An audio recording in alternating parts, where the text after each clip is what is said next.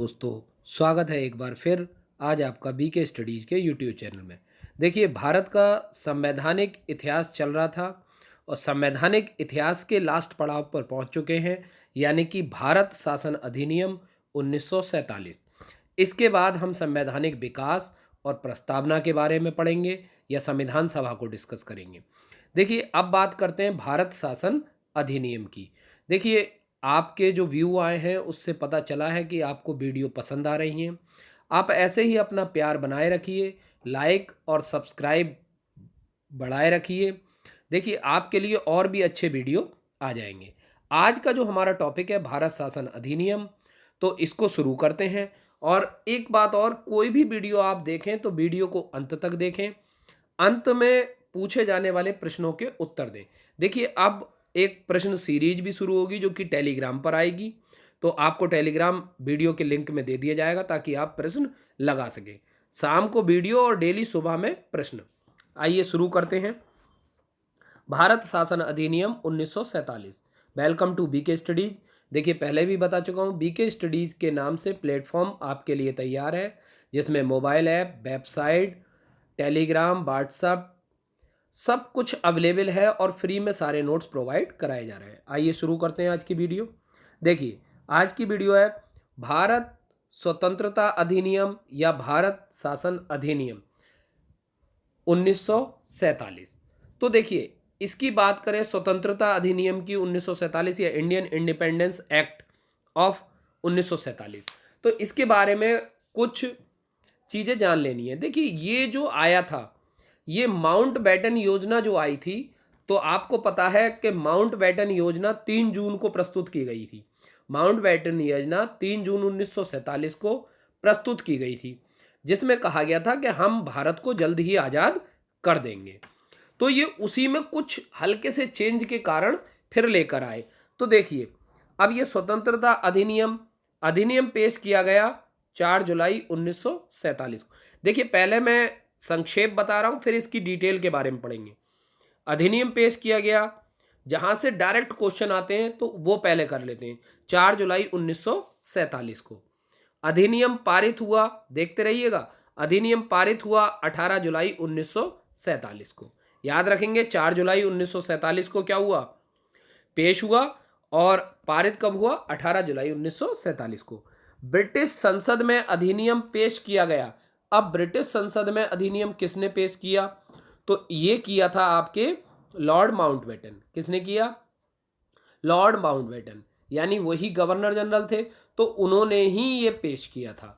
अब बात आती है अधिनियम के तहत क्या बात हुई थी। देखिए, अधिनियम के तहत 2 राष्ट्र बनाने की बात हुई थी। क्या बनाने की बात हुई थी, 2 राष्ट्र। देखिए, अधिनियम में जो छूट दी गई थी, यहां पर 2 राष्ट्र बनाने की दी थी। एक दिया था भारत और एक दिया था पाकिस्तान। ठीक है। देखिए, भारत और पाकिस्तान नाम के 2 स्टेट और साथ ही जो देसी रियासतें थीं, उनको स्वतंत्र कर दिया था कि वे स्वतंत्रता पूर्वक अपना चुनाव कर सकें कि वो भारत के साथ जाना चाहती हैं या पाकिस्तान के साथ जाना चाहती हैं या स्वतंत्र रहना चाहती है। तो इसमें आगे चल के रियासतों का भी रोल होगा, उसके बारे में भी होता। लेकिन मेन चीज क्या था, जो आधार रखा था, क्या रखा था, 2 राष्ट्र बांटे गए। कौन कौन से, एक भारत और एक पाकिस्तान। बाकी रियासतों को ये स्वतंत्रता दी गई कि वो स्वतंत्र भी रह सकती हैं और इनमें से किसी के साथ शामिल भी हो सकती हैं। बढ़ते हैं आगे। तो अधिनियम का स्वरूप जो तैयार किया गया था, तो आपको पता है अधिनियम का जो स्वरूप तैयार किया गया था वो क्रिप्स योजना से किया गया था। अगर कोई पूछे कि अधिनियम का जो स्वरूप था वो क्रिप्स योजना का ही था, उसमें परिवर्तन कर कर ही इसको लागू किया गया। अब आया स्वतंत्र भारत का प्रथम ब्रिटिश गवर्नर जनरल। अब देखिए, स्वतंत्र भारत का ब्रिटिश लगाओ या ना लगाओ, स्वतंत्र भारत का प्रथम British governor general Lord mountain और स्वतंत्र भारत का प्रथम भारतीय गवर्नर जनरल राजगोपालाचारी। तो ये 2 चीजें याद रखने की है, यहां से कई बार एग्जाम में क्वेश्चन पूछे गए। भारत का विभाजन भारतीय समय अनुसार, याद रखेंगे, भारत का विभाजन भारतीय समय अनुसार 12 बजे, यानी 14 अगस्त की रात, यानी जो 15 अगस्त का टाइम शुरू होता है, तो 00 का जिस समय था भारतीय समय अनुसार, तो ये डेट आ गई अब 15 अगस्त। अच्छा, भारत के राजधानी और पाकिस्तान की राजधानी में जो अंतर है उसके अकॉर्डिंग समय में आधे घंटे का अंतर है, जिसके कारण इसमें 4 डिग्री का अंतर आता है। और इसमें जो अंतर आया तो ये कितने का, सॉरी 4 मिनट, तो 4 मिनट का अंतर भारत और पाकिस्तान के समय में है। यानी 1 डिग्री में 4 मिनट का, और भारत और पाकिस्तान की जो राजधानी है उनके बीच में कितने का, 1 डिग्री। तो यहाँ पर 4 मिनट, यानी 15 अगस्त यहाँ पर 12 बज रहे हैं, तो पाकिस्तान में जो टाइम हो रहा है वो कितना हो रहा है, 11:56। याद रखेंगे कितना हो रहा है, 11:56, जिस कारण पाकिस्तान अपना स्वतंत्रता दिवस 14 अगस्त को मनाता है। याद रखेंगे, पाकिस्तान अपना कब मनाता है, 14। और एक चीज और, जिस दिन भारत को आजादी मिली उस दिन शुक्रवार था। दिन की भी बात आ जाती है तो क्या याद रखेंगे, शुक्रवार था। आइए और चर्चा कर लेते हैं। मोहम्मद अली जिन्ना का कराची पहुंचना। अब मोहम्मद अली जिन्ना जो थे वो कराची कब पहुंचे थे, तो ये पहुंचे थे 7 अगस्त 1947 को। याद रखेंगे 7 अगस्त 1947। और मोहम्मद अली जिन्ना का जो राष्ट्रपति बनना तय हुआ था वो कब हुआ था, 11 अगस्त 1947 को। तो याद रखेंगे पाकिस्तान के प्रथम गवर्नर जनरल कौन बने थे, मोहम्मद अली जिन्ना। और भारत में गवर्नर जनरल कौन थे, लॉर्ड माउंटबेटन। याद रखेंगे, पाकिस्तान के गवर्नर जनरल मोहम्मद अली जिन्ना और भारत के लॉर्ड माउंटबेटन। और पाकिस्तान के जो प्रधानमंत्री थे वो कौन थे, लियाकत अली खां। और भारत के कौन थे, जवाहरलाल नेहरू। पाकिस्तान की स्थापना 14 अगस्त 1947 और भारत की स्थापना 15 अगस्त 1947। देखिए अब बढ़ते हैं सार से। भारत की स्वतंत्रता का समय रात 12 बजे यानी 15 अगस्त प्रारंभ, और पाकिस्तान क्योंकि 4 मिनट पीछे था, 11:56 हो रहे थे, इसलिए वो 14 अगस्त को मनाते हैं। भारत राज्य सचिव पद समाप्त। देखिए, भारत स्वतंत्रता अधिनियम 1947 के द्वारा लॉर्ड माउंटेन द्वारा जब घोषणा की जाती है तो भारत का विभाजन कर दिया जाता है, लेकिन इनका जो अब तक राज्य सचिव का पद चल रहा था जिसको कंट्रोल कर रही थी ब्रिटिश सत्ता, तो वो पद यहां पर समाप्त कर दिया जाता है, जिसकी आधिकारिक रूप से घोषणा लॉर्ड माउंटबेटन ने की थी।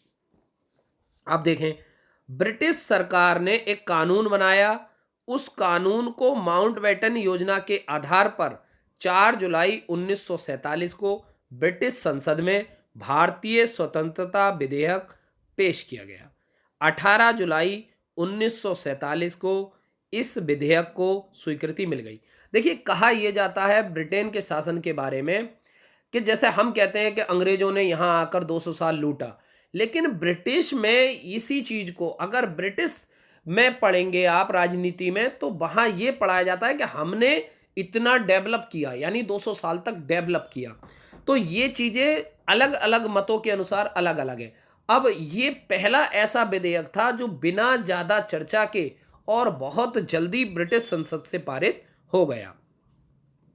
ब्रिटिश संसद द्वारा माउंटबेटन योजना 18 जुलाई 1947 को पास हुआ, जिसे भारतीय स्वतंत्रता अधिनियम 1947 कहते हैं। इसी अधिनियम के द्वारा मैंने बताया अभी पीछे, भारत और पाकिस्तान नाम के 2 राज्य या राष्ट्र की स्थापना की गई। 15 अगस्त 1947 को की गई थी। इस अधिनियमों में कोई नया संविधान नहीं बनाया गया था, केवल भारतीय और पाकिस्तानी प्रतिनिधियों को अपने संविधान बनाने की अनुमति दी गई थी। अर्थात अधिनियम 3 जून की जो माउंटबेटन की प्रतिज्ञा थी, जो उन्होंने घोषणा की थी, उसकी पूर्ति की गई। आप सब जानते हैं कि माउंटबेटन जो थे जवाहरलाल नेहरू के अच्छे मित्र थे। संक्षेप में हम कह सकते हैं कि भारत में क्राउन पर आश्रित एक उपनिवेश के स्थान पर 2 स्वतंत्र अधिराज्य स्थापित हो गए। अभी अधि क्यों बोल रहा हूं, क्योंकि जब तक संविधान नहीं लागू हो जाता तब तक ब्रिटिश जो लॉर्ड माउंटबेटन थे वो उसकी देखरेख करेंगे। स्वतंत्र शब्द से अभिप्राय सिर्फ इतना है कि आप उस पर ब्रिटिश संसद हाउस या व्हाइट हॉल का नियंत्रण समाप्त हो गया, यानी खत्म हो गया। अब देखिए स्वरूप क्या था। मूल रूप में ये कहा जाता है कि 1947 का भारतीय अधिनियम 1942 की क्रिप्स योजना में 2 प्रमुख संशोधन करने वाला स्वरूप तथा 3 जून की योजना में बिना किसी विलंब के सत्ता का हस्तांतरण, जबकि क्रिप्स योजना में ये काम अनिश्चित था। देखिए क्रिप्स की जो योजना आई थी उसमें ये अनिश्चित था। तो याद रखेंगे इसके लिए जो आधार है 1942 में क्रिप्स और उसके बाद 1947 की माउंटबेटन और माउंटबेटन के बाद भारत शासन यानी भारत स्वतंत्रता अधिनियम। अब इसमें क्या था, क्रिप्स योजना में ये काम अनिश्चित था लेकिन इसमें समय दे दिया। दूसरा, इस योजना में अल्पसंख्यकों के लिए आरक्षण की कोई बात, देखिए अब जब उन्हें अलग राष्ट्र दे दिया तो उनके आरक्षण की बात नहीं कही गई, जबकि उस योजना में ये बात कही गई थी। अब दो राष्ट्रों का निर्माण यथार्थ भारत का विभाजन, अब दो राष्ट्र हुए तो भारत भी डिवाइड हुआ। इस अधिनियम द्वारा भारत में 15 अगस्त 1947 को दो प्रादेशिक शासन इकाइयां भारत और पाकिस्तान, आप सब जानते हैं कि भारत पाकिस्तान जो नाम सुझाया था चौधरी रहमत अली ने सुझाया था कैम्ब्रिज यूनिवर्सिटी के, तो इस चीज को भी याद रखेंगे। किए जाने को स्थिति के पश्चात इंग्लैंड ने भारत पर अपना आधिपत्य छोड़ देना था। नए संविधान बनने और लागू होने तक यही संविधान सभाएं ही विधानसभाओं के अनुरूप कार्य करेंगी और एक्ट जो चलेगा वो 1935 के अनुसार ही चलेगा। 14 अगस्त को स्वतंत्र राष्ट्र पाकिस्तान और 15 अगस्त को भारत की स्थापना की जाएगी। अगर पूछे कि भारत और पाकिस्तान में पहले कौन आजाद हुआ, तो पहले अगर माने जाएगा तो कौन आजाद हुआ, पाकिस्तान। 14 अगस्त 1947 को पाकिस्तान की स्थापना हुई तो मोहम्मद अली जिन्ना स्वतंत्र राष्ट्र यानी पाकिस्तान के गवर्नर जनरल और लियाकत अली प्रधानमंत्री बने। याद रखेंगे कि लियाकत अली प्रधानमंत्री बने। ठीक, भारत संघ की बैठक संविधान सभा की 14 अगस्त की आधी रात्रि को हुई थी। रात के 12 बजे अर्थात 15 अगस्त आरंभ होते ही जवाहरलाल नेहरू ने संविधान सभा को संबोधित किया। इसके बाद संविधान सभा ने लॉर्ड माउंटबेटन को भारत का प्रथम गवर्नर जनरल नियुक्त किया। स्वतंत्र भारत के प्रथम प्रधानमंत्री पंडित जवाहरलाल नेहरू को बनाया गया। 15 अगस्त की प्रातः जवाहरलाल नेहरू के नेतृत्व में नए मंत्रिमंडल को शपथ दिलाई गई। जवाहरलाल नेहरू द्वारा मंत्रिमंडल की दिलाई गई शपथ, देखिए जो स्वतंत्रता हमें मिली, ये उनके शब्द हैं, जो स्वतंत्रता हमें मिली यह केवल विभाजित स्वतंत्रता थी। इसके साथ ही सांप्रदायिक घटनाओं और क्रूरता के रूप में एक बड़ी मानवीय त्रासदी हुई।